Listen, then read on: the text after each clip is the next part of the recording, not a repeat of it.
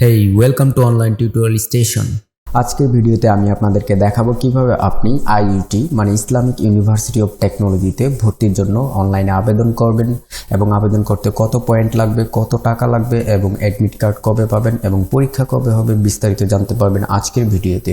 তো এরকম সকল পাবলিক বিশ্ববিদ্যালয়ে ভর্তির আপডেট পেতে কিন্তু অবশ্যই আমাদের চ্যানেলটিকে সাবস্ক্রাইব করে রাখবেন, তাহলে সবার আগে যে কোনো পাবলিক বিশ্ববিদ্যালয়ে ভর্তির আপডেট জানতে পারবেন। আর don't forget to like, comment and share. Let's get started.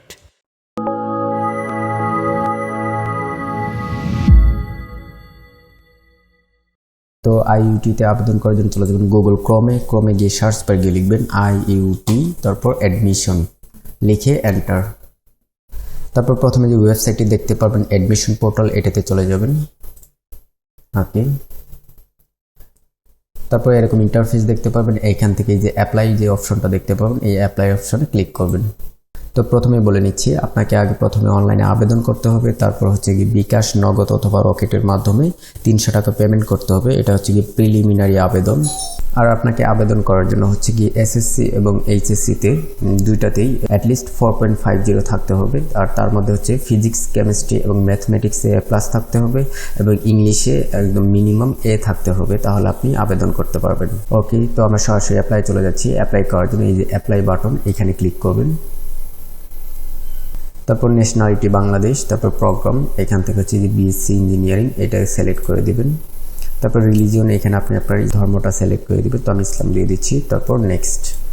তারপর চুজ ইউর কারিকুলাম, মানে ন্যাশনাল কারিকুলাম আর ইংলিশ মিডিয়াম। আপনি যদি ইংলিশ মিডিয়ামে পড়ে থাকেন তাহলে হচ্ছে ইংলিশ মিডিয়াম সিলেক্ট করে দিবেন, আর বাংলাতে হলে এই যে ন্যাশনাল কারিকুলাম, এটা সিলেক্ট করে দিবেন।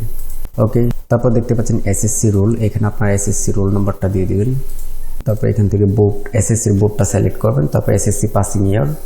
ওকে, তারপর এখানে এইচএসসি রোল নাম্বারটা দিয়ে দিবেন। তারপর এখান থেকে এইচএসসি বোর্ড, তারপর এইচএসসি পাসিং ইয়ার। ওকে, তারপর এখান থেকে এইচএসসি এর রেজিস্ট্রেশন নাম্বারটা লিখে দিয়ে দিবেন।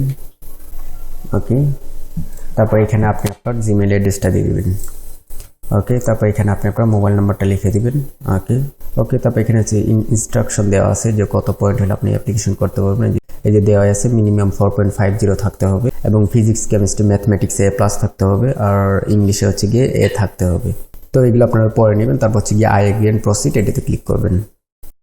ওকে, তারপর হচ্ছে গিয়ে আপনাকে 300 টাকা পেমেন্ট করতে হবে। তো পেমেন্ট করার জন্য এই যে বিকাশে পেমেন্ট করতে পারবেন, নগদে পেমেন্ট করতে পারবেন, রকেটও দিতে পারবেন। তো আমি বিকাশে দিচ্ছি, যে বিকাশটা সিলেক্ট করে দিলাম।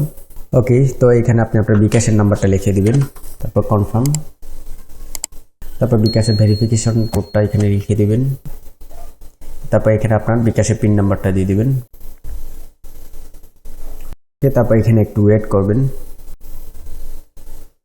ওকে, তারপর দেখতে পাবেন অ্যাপ্লিকেশন ইনফরমেশন, এখানে আপনার নামগুলো অটোমেটিক চলে আসবে, নাম, বাবার নাম, মায়ের নাম। তারপর হচ্ছে গিয়ে রেজিস্ট্রেশন নাম্বার এখানে দেখতে পারবেন।